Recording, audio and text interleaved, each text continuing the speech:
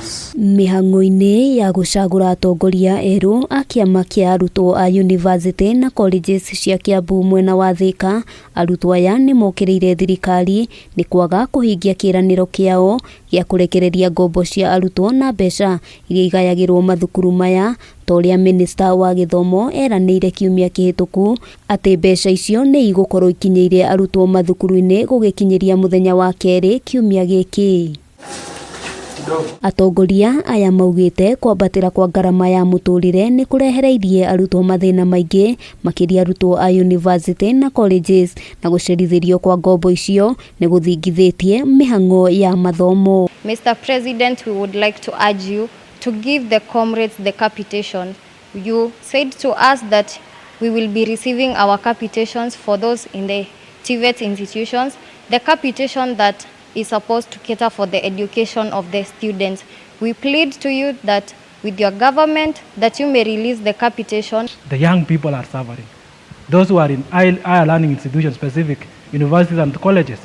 The issue about HELB should not be even a case that the issue about the Ministry of Education should have even considered. And it could be a case where it has been could be addressed as early as possible. Arutwo aya no mokĩrĩire ambunge makiuga nĩ mariganĩirwo nĩ mawĩra mao na ithenya-inĩ rĩu makoretwo makĩahĩra maũndũ mao tu ene. We are making Kenya be a dictatorial whereby it is no longer a democratic country whereby the member of parliament are representing the interest of the people, but nowadays it's the interest of some people. Maugĩte ũndũ ũyũ warega gũtangĩkĩrwo na ihenya, arutwo arĩa moimĩte mĩciĩ ĩtarĩ na ũhoti matiĩhota gũthiĩ na mbere na mathomo. Because it is only through education that a child of a peasant from a deep hole can become a doctor and equivalent of various professions that are offered in our institutions of higher learning.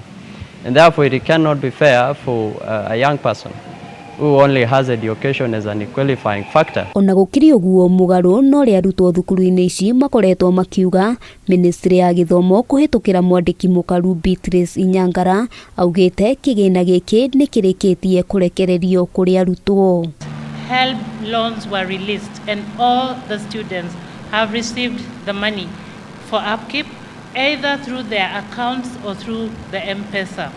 I also want to assure the public that universities have been paid the tuition component of the HELB. And the CS for Treasury is here to also just confirm that he disbursed the money. Ngĩribotera Kameme TV, njĩtagwo Wairĩma wa Mũthũi.